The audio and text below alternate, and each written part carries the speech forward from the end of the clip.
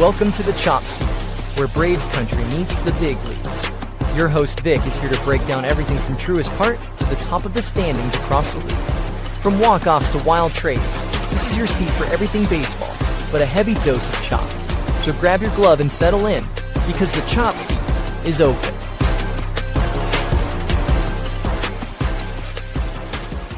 Welcome to the Chop Seat, your favorite place for Braves baseball. I'm your host, Vic, and today is Monday, May 18th, which means the Braves homestand has come to an end. They would start heading out to Miami. They're going to start a new series, but the Braves become their first team to 30 wins this season after winning that series against the Chicago Cubs. And then they go on and beat the Red Sox during Rivalry weekend. So we're going to go but we're going to recap those two series. And then we're going to preview that upcoming series against the Miami Marlins. That's going to be a 4-game set on the road in Miami. We'll take care of that when we get to the Braves forecast. And then we're going to catch up with the action from around the league. It'll be brief. When we get to the MLB, we'll talk about that rivalry weekend, as I mentioned. And got a few exciting series that went down across the league. Phillies with the Pittsburgh Pirates. We had the Yankees against the Mets, Dodgers and the Angels, and a lot more series that went down that were kind of down to the wire. So the South side and the North side also, Chicago White Sox and the Chicago Cubs. That one was a very exciting series as well. Before we get into all the action, though, make sure to follow the show on all social media platforms at the Chop Seat Pod. That's the handle for Instagram, and then at the Chop Seat, that's going to be for YouTube, Facebook, TikTok, and Twitter, X, whatever you want to call it. So let's head into our very first segment of the show. It's time for Tomahawk Takes. It's time for Tomahawk Takes, where we take a look at the previous Brave series. This episode, we're going to be covering 2 different series. But before we do that, Tomahawk Takes is brought to you by our friends at SeatGeek. Use code CHOPSEAT20, and you're going to save $20 off your very first purchase on SeatGeek. You can use it for baseball games, basketball, hockey, whatever any other sport you love. Go to SeatGeek and use code CHOPSEAT20, and you're going to save $20 off your first purchase. So that first series was against the Chicago Cubs. The Cubs were coming in with a 27-14 record, facing our Atlanta Braves, who were 28-13 up to this point. Game 1 on Tuesday was started by Colin Rea. He goes 4 1/3, 7 hits, 5 runs, 1 walk, 1 strikeout. He takes the L in this ballgame. He's now 4-2 with a 4.68 ERA. Grant Holmes on the mound for the Braves, trying to redeem himself, trying to have a better start. His starts have been rocky as of late. He goes 4 innings, but just 1 hit allowed. Very well done there by Grant Holmes. 2 runs allowed, 4 walks, 5 strikeouts for him. He now has a 4.35 ERA. Didier Fuentes, the rookie, came in after him. He pitched 3 very good innings with just 1 walk allowed, 3 Ks. He ends up picking the win in this ballgame. That's the second win of his career. And then Dylan Lee followed, and then Raisel Iglesias came in. He got the final outs in the 9th inning to record his 7th save of the season. The Cubs, they scored 2 runs on 1 hit, while the Braves were able to score 5 runs on 11 hits. And the action started in the bottom of the 3rd. Dom Smith on second. Mike Yastrzemski, he drops one into left field. Dom Smith, he's able to score. That makes it 1-0 Braves. Top of the 4th. It was 23 consecutive scoreless innings for the Cubs coming into this inning, but Alex Bregman, he ends the drought with a solo shot to left field. That ties up the ballgame at 1. Then the Cubs are able to load up the bases, and Moises Ballesteros, he grounds into a force out to short. Ian Happ, he's able to score on this play, and that makes it 2-1. Cubs, bottom of the 5th. The Braves offense explodes, and then this team, it seems like every single game this year, the offense just completely explodes. They're able to put 3 runs, 4 or 5, and that's it. They're able to hold on to the lead from there. And that's what happened in this ballgame. In the bottom of the 5th, Austin Riley, he ties up the game with a solo shot. And then Mike Yastrzemski, he had a visit to the Chop House himself. It was a 2-run shot. That's his first homer as a Brave. The first one of the season, of course. That makes it 4-2 Braves. Then Matt Olson, he singles one out to right field. Goes off the glove of first baseman Michael Bush and heads into right field. Drake Baldwin, he's able to score from second on this one. That makes it 5-2 Braves. And then the Braves pitching was just lights out after that, the entire way after the Bregman home run and that bases loaded fiasco that the Cubs had going on in that inning. But like I said earlier, Fuentes, he goes 3 innings. Dylan Lee goes 1. Raisel Iglesias, he pitches the 9th. He shuts the door, and it's a complete. He shuts the door to complete the 1-hit performance by the. By the holding the Cubs offense down. Sorry, I just got a text and I just got distracted a little bit. But yeah, Braves were able to win the opening game of the series, something that they've done very well this season as well. Very important to win that first game of the of any series, get off on the right foot and then take a little pressure off yourself to try and win the series. You could win it the next game. And if you do drop that one, usually it's the 3-game sets. That's how it goes with the scheduling. But if you do end up taking the L in the second game, you can still come back and win the final game, win that rubber matchup. So, again, the Braves continue to win the first games of their series, which is very good to see. Just a quick note before the game, the Braves had a very touching tribute to Ted Turner and Bobby Cox. That was before the game, and the game was actually televised on TBS, which was also very nostalgic for us fans. And, it was a well-deserved tribute for 2 legends in the game, for 2 legends when it comes to Braves history. So it was, again, very touching tribute there by the Braves, a tip of the cap for them. Game 2 was Wednesday night. It was Shota Imanaga on the mound. He goes 7 innings for the Cubs, 5 hits, 2 runs, no walks, 6 Ks. But he took the L.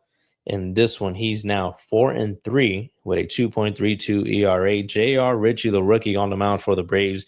He goes 4 1/3, 2 hits, 1 run, 3 walks, 4 Ks. He now has a 3.32 ERA. Cubs are able to score 1 run on 4 hits, no errors. Atlanta, 4 runs on 8 hits, no errors as well. Bottom of the 4th. That's how the scoring starts. MVP Drizzy, Drake Baldwin hits a solo shot to right center field. Number 11 of the season for him.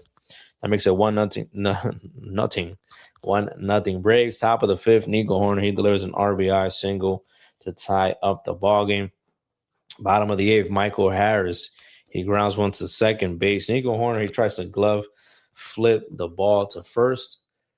Goes over the first baseman's head. Michael Harris reaches safely. Phil Maton, he then comes in for Shota Imanaga. Hassan Kim greets him with a single. And then later in the inning, Mike Yastrzemski, he comes into pitch hit for Jose Azocar, and he connects with a go-ahead RBI double. Michael Harris scores. Hassan Kim, he tries to score from first.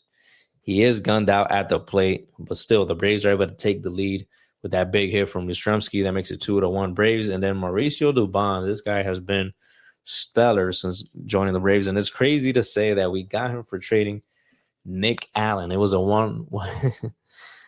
one-for-one deal. Nick Allen goes to Houston. Mauricio Dubon comes to the Braves. And he hits a 2-run homer out to left field. That makes it 4-1. Then after that, Iglesias comes in in the top of the 9th. Back-to-back appearances for him. He gets the 3 outs. That's game over. 4-1. Braves win. They secure another series win with this after winning this ball game, and they become their first team to 30 wins this season. Again, every time I see the success that this team is having, I just go back to last year and think about that 0-7 start. Terrible start, but you see, this is how this team is supposed to be playing baseball. And they've done just that. And Anthopoulos, phenomenal job constructing this team together. And let's see how Game 3 went, though. Game 3, a little bit different for the Atlanta Braves. Ben Brown on the mound for the Chicago Cubs. He goes 4 innings, 1 hit allowed, no runs, 1 walk, 7 Ks. Well done by Ben Brown.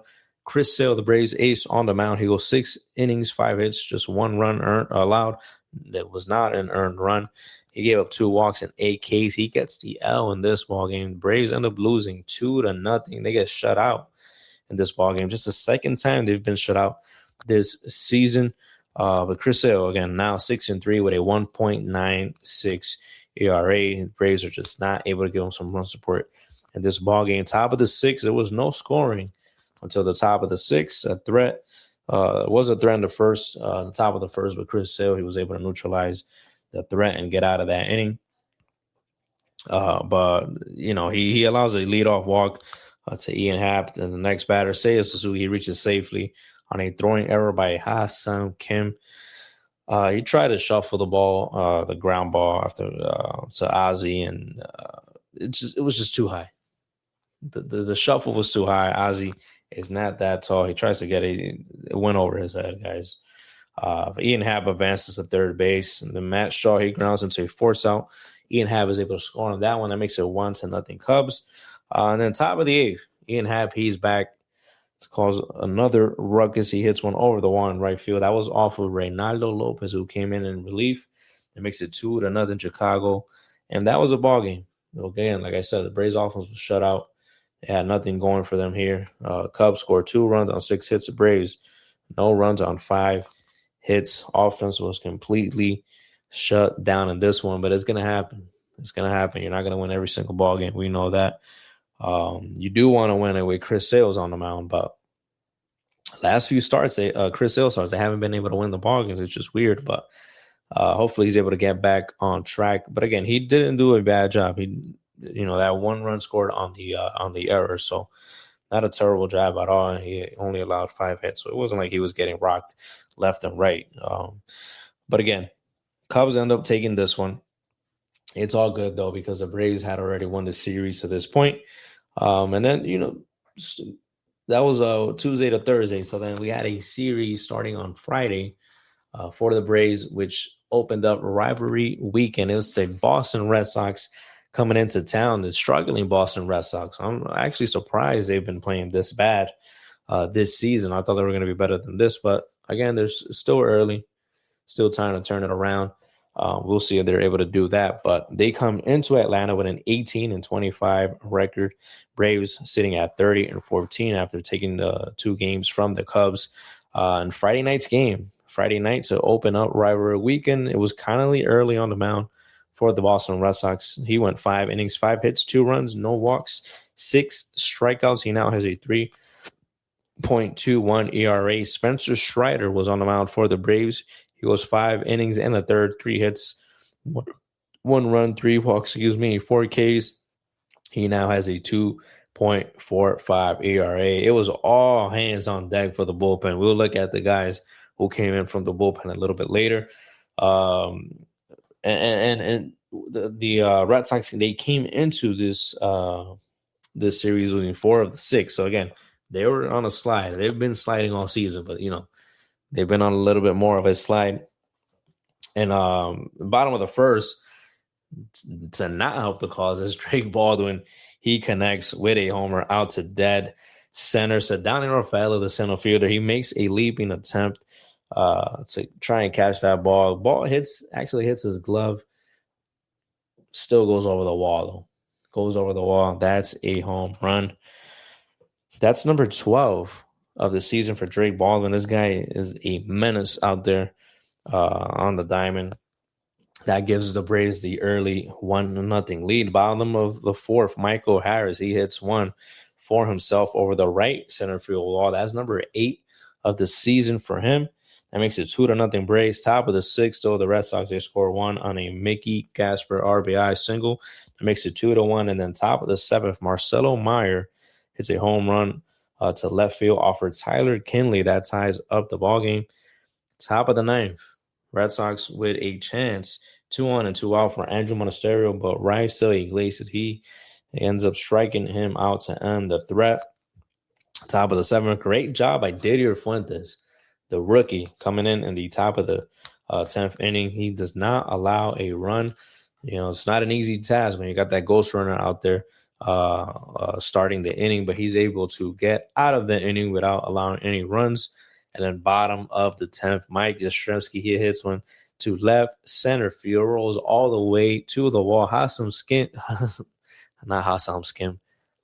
Kim, he was a ghost runner in this inning. He scores from second. Mike Yastrzemski and the Braves, they walk it off. A 3-2 victory to take game one of the 3-game set. And let me just look up the bullpen, because like I said, it was all hands on deck. You saw that I mentioned Tyler Kinley. I mentioned Raisel Iglesias, Didier Fuentes. He came in and get some action. So it was a lot of hands on deck. It took a lot of the guys to be able to get this win from the Red Sox. Again, even though they're struggling, it wasn't not an easy game. It wasn't an easy series at all, to be honest with you, except for the final game of Sunday's game. That was the only one that was a little bit easy, and you'll see why. But, yeah, Dylan Lee came in after Strider came out.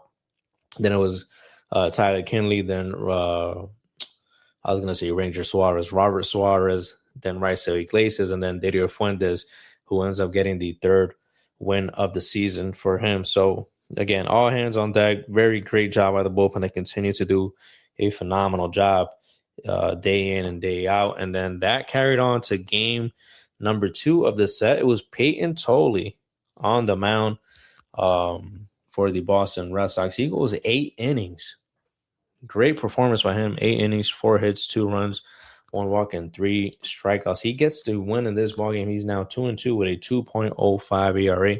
Bryce Elder did a great job as well. It was just one bad mistake towards the end of the ballgame. He goes 8 innings himself, 7 hits, 3 runs, no walks. Very good by Bryce Elder, not giving out free passes. He had 3 strikeouts in this ballgame, but he does take the L. He's now 4-2 with a 2.01 ERA. Still great season thus far by Bryce Elder. We were not expecting that. I'm so glad that he turned it around. He looks like a completely different pitcher, and is honestly has been needed. It's been needed because we got Spencer Strider. He was out. Ronaldo Lopez was struggling. He was sent out to the bullpen. Grant Holmes has had a few rocky starts here and there as well. So it's been big that Bryce Elder has been able to step up and be a completely different pitcher and an effective one at that.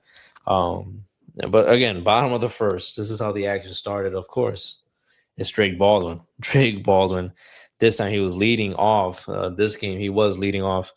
He connects with one out to deep center field, 121-foot blast.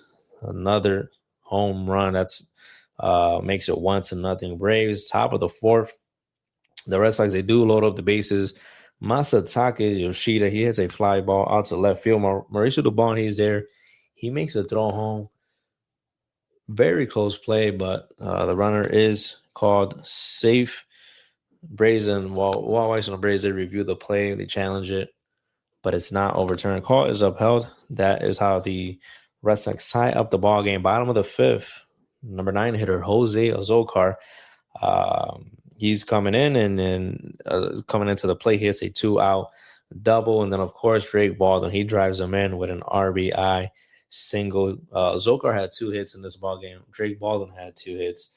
They were the only 4 hits for the Braves in this ballgame. And, yeah, when you see Jose Zokar has 2 hits, has half the hits in the ballgame for the Braves, it's a rough day in the office. So, anyways, that's how the Braves are able to take the lead with that Drake Baldwin RBI single. Drake Baldwin, he is thrown out at second, trying to, get an extra base there while they were throwing it home, trying to get a Zokar out. That ends the inning. So again, he's out trying to advance to second. On top of the 8th, the Braves bullpen, it was very thin. Remember, they had no days off except for Monday. They had those 3 games with the Cubs. You had the game with the Red Sox the previous day on Friday, which was all hands on deck. And then Saturday, the bullpen was very thin. So Walt Weiss, he decides to keep going with Bryce Elder there in the top of the 8th. And he does a fine job. He gets the first 2 batters of the inning out. So all you got to get is one more. But then you know how that goes. Really Abreu, he hits a 2-out double. And then Wilson Contreras, he comes up. I know Martin Perez, I believe, was warming up. They were trying to see if they were going to use him or not, because Martin Perez is actually going to be getting the ball to start on Monday at today's game. I think they were thinking about having him start, so they weren't sure if they were going to use him or not. So Elder continues to face Wilson Contreras. He has him down 1-2 in the count, but he ends up giving a 2-run homer out to left field. The Red Sox, they take the lead, late in the ball game. That makes it 3-2 Red Sox. Bottom of the ninth, Aroldis Chapman, he comes in to get the save. And they got a little crazy there in the bottom of the ninth. He does get the first 2 outs as well. Then Austin Riley, he grounds one out. I think he grounds it out to short. He reaches on a throwing error. Jorge Mateo, he comes in to pinch run for Austin Riley. He ends up stealing second. Then Mauricio Dubon, he walks. Michael Harris walks because Chapman loses the strike zone all of a sudden. That loads up the bases. For Ha-Seong Kim to come and get a chance to win the game or at least tie the ball game in this one. And he does hit a sharp line drive right up the middle. It hits off of Chapman, rolls towards the first baseline. Chapman is running full speed towards that ball. He's able to grab it, throws it over to first. He flips it over there. Ha-Seong Kim, he dives at first, trying to get in there safely. Throws in time. Game over. If that ball just goes straight up the middle, Braves win that game. But they got a piece of Chapman. Chapman was able to field it. Credit to him. He was able to field that ball quickly, flip it over to first. But that was a ball game. And again, something about this team is very resilient. This team could be down, like you saw, bottom of the ninth, 2 outs. They're able to rally back and give themselves a chance to possibly win this ball game. They come up short, but as a Braves fan, it's something you want to see. You want to see this team be into the ball game until the final out. That's how game 2 goes down. So now Sunday's game, trying to get the rubber matchup. It's Brian Bay on the mound, who has been struggling very bad, and I'm surprised to see he's been struggling. He goes 5 innings, 8 hits, 7 runs allowed, 3 walks, 1 strikeout. He's now 2-5 with a 7.16 ERA. It's been a rough season for him thus far. And Grant Holmes with a way better performance in this one. He goes 6 innings, 5 hits, no runs, 1 walk, 4 strikeouts. He gets his 3rd win of the season. He's now 3-1 with a 3.80 ERA. It's an easy win for the Braves in this one. Easy win. It's an 8-1 ball game. And the Braves, they scored 3 in the bottom of the first inning. They scored 3 via a Austin Riley 3-run homer. That's homer number 7 of the season for him. Braves are able to score 2 more in the bottom of the second. That makes it 5-0. Mike Jastrzemski, he's been heating up lately, as you can see. Mentioned him a few times already in this episode. He hits his 2nd homer of the season. It's a solo shot that makes it 6-0 Braves. Braves are able to score 2 more, 1 in the bottom of the 5th, another in the bottom of the 8th. That makes it 8-0. Red Sox, they do score 1 off of Tyler Kinley just to avoid the shutout. But that's the ball game, guys. 8-1 victory there for the Braves. And they win another series in this great season that we've had thus far. So you had a big performance against the Chicago Cubs, a very, very good team in the National League. First place in the National League Central when we were facing them. I got to check the standings, see where they stand, but they're probably still up top. But remember, you had the Dodgers right before that series. You beat them. You beat the Cubs, another potential playoff matchup. You get them. And then you come in, you got the Red Sox coming into town. You're able to take care of business there. You take 2 out of 3. Now you're going on the road for 4 against the Miami Marlins. We're going to look at that in the Braves forecast, but you should be able to take care of that. And the Braves have, a pretty busy schedule right now. You know what I'm saying? Because they have had no days off.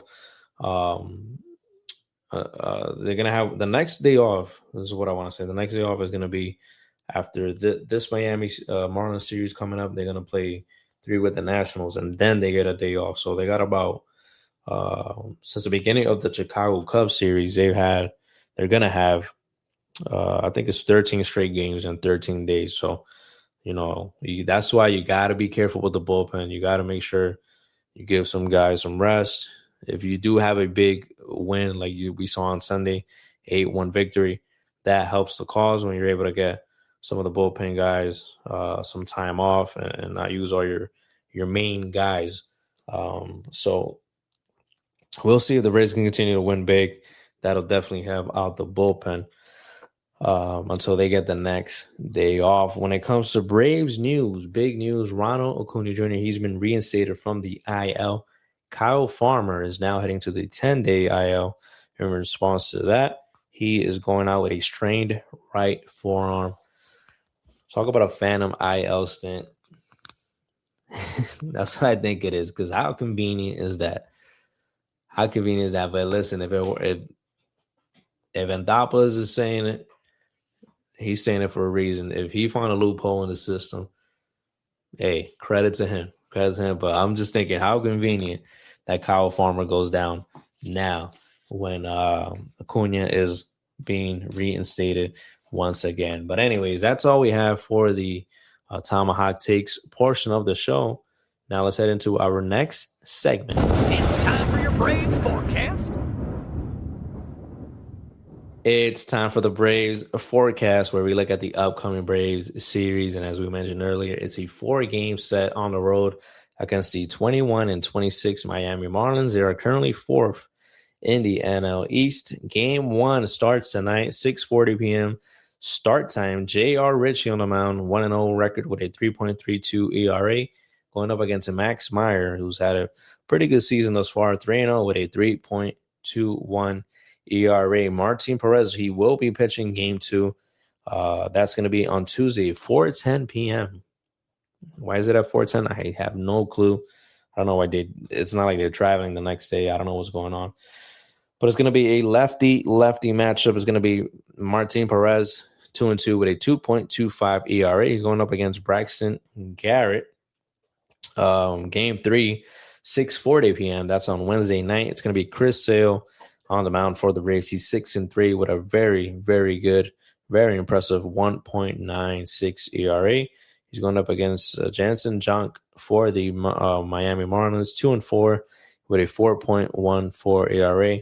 And then game 4, the final game of the series, 6:40 p.m. on Thursday, Spencer Strider, 1-0 with a 2.45 ERA, going up against Sandy Alcantara, who's 3-2 with a 3.53 ERA for the Marlins. Again, like I said, the Marlins in 4th place right now. They have a -13 run differential, 201 runs scored, 214 allowed. And they're 5-5 in their last 10 ball games. 5-5 in the last 10 ball games. Sorry, I just got stuck there for a second. Braves continue to be the best team in the majors with a 32-15 record. Behind them, it's the Tampa Bay Rays, who are 30-15. We'll talk about them shortly when we get to the MLB. But, the Marlins play us tough. When we, focusing on this series right now, Marlins do play us tough. You got to be careful with their speed. Got a lot of, pesky guys, speedy guys. If they get on base, they are going to test the Braves catchers, whether it's Sandy Leon behind the plate or Drake Ball. And they are going to challenge their arms. They do like to, show their speed off. Xavier Edwards, Liam Hicks, catcher, he's been doing great for the Marlins. So keep an eye on those two guys, Xavier Edwards and Liam Hicks. And they got a lot of great players, a lot of very good offensive players as well. Then they got Kyle Stowers. They got a few other guys there that can, they can bang with the best of them. So, I think we're going to split with the Marlins because the Marlins, like I said, they do play us tough. So I think we'll split this series. If I had to guess, we're probably going to win the Martin Perez series. You know what? We're going to win the J.R. Ritchie start and the Martin Perez. We're going to lose the Chris Sale and the Spencer Strider starts. So we win the first 2, we lose the last 2. That is how the Chopsy predicts this series to go down. Now let's head into our next segment to just do a quick recap of what's going on in the major leagues. It's time for the MLB.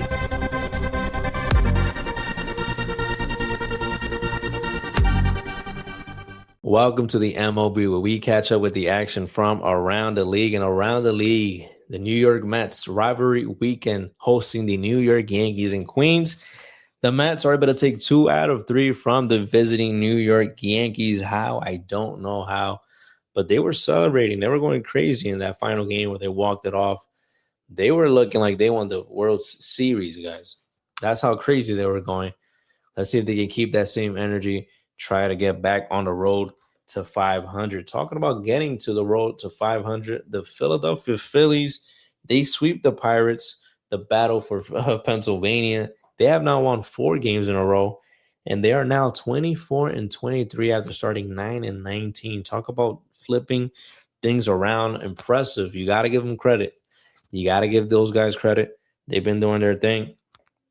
The Dodgers, they sweep the Angels during the Freeway Series. Chicago Cubs and Chicago White Sox, great games all around. I think there was like 5 homers by the White Sox players in Saturday's game, game 2. And they walk it off. Bottom of the 10th, walk-off homer, Edgar Cuero. He walks it off there for the White Sox. And then the Tampa Bay Rays, they become the first team in the American League to reach 30 wins. So now let's look at the standings. We're going to look at the standings every Monday from this point forward because we're a quarter through the season, and now I think it's fair to just keep us updated when it comes to the MLB standings. We're going to start today with the AL West. The Athletics, first place in the AL West, 23-23 record there. Texas Rangers, a game back, 22-24. Seattle, 22-26. Houston, 19-29, and the Angels, 16-31. That must be the worst record right now. Got to be the Angels. We'll see as we continue to go. AL Central, Cleveland Guardians in first place, 26-22. Chicago White Sox, 24-22, 1 game back. Minnesota Twins, 21-26. Detroit Tigers, 20-27. Same record as the Kansas City Royals. American League East, Tampa Bay atop 30-15 record there. New York Yankees just 3 games back, 28-19, and then everyone else is just falling off a cliff, guys. Toronto Blue Jays 21-25, 9.5 games back. Baltimore Orioles 21-26, 10 back. Boston Red Sox 19-27, 11.5 games back. Out to the National League West Division, Dodgers back atop this one, 29-18. They've won 5 games in a row. They are hot. San Diego Padres 28-18, half a game back. They have won 3 games in a row after sweeping the Seattle Mariners in that rivalry series. Arizona Diamondbacks 22-23. San Francisco Giants 20-27, and Colorado Rockies 18-29, which gives the Angels a worse record in the league, and they're now in a 6-game losing streak. So that might continue to worsen as we continue to go on this week. National League Central, like I said, the Cubs in first place, 29-18. Milwaukee Brewers, 26-18, a game and a half back. St. Louis Cardinals, 27-19, game and a half back as well. Pittsburgh Pirates, 24-23, same as the Cincinnati Reds. And then the National League East, you know who's atop, the big dogs, the Atlanta Braves, 32-15, the best team in baseball. Philadelphia Phillies, 24-23, 8 games back. They won 4 in a row, as I mentioned earlier. Washington Nationals, 23-24. Miami Marlins, 21-26. And the Mets getting a little closer to 500, 6 games under, 20-26 record for them. That is all we have, guys, for the MLB. Before we go, let's just give a shout out to our friends at SeatGeek. Once again, use code CHOPSY to save $20 off your first purchase. Again, use code CHOPSY20 to save $20 off your first purchase on SeatGeek. You can use that for any MLB games, NBA playoff games, conference finals. Starts tonight. Grab your tickets. Go to SeatGeek. You got the NHL playoffs already on their way. I don't know who's playing, but check it out. If you love NHL, you know what's going on. You're up to date. Go to a game. Use code CHOPSY20, and you're going to save $20 off your first purchase. That is all we have, friends. A bit of a jam-packed episode here. I'm going to try and get back to our routine. I said that last week. I had to get these 2 series in, but hopefully after this week, it's just been a little busy since getting back from vacation and then dealing with things and, so on and so forth. So, but anyways, we're going to try to get back into our routine. Again, share the show. Anybody that loves baseball, anybody that loves the Braves, share the show with them so the show can continue to grow. Thank you all. We appreciate you guys tuning into the Chop Seat. Appreciate it from the bottom of my heart. And we will see you next time on the Chop Seat.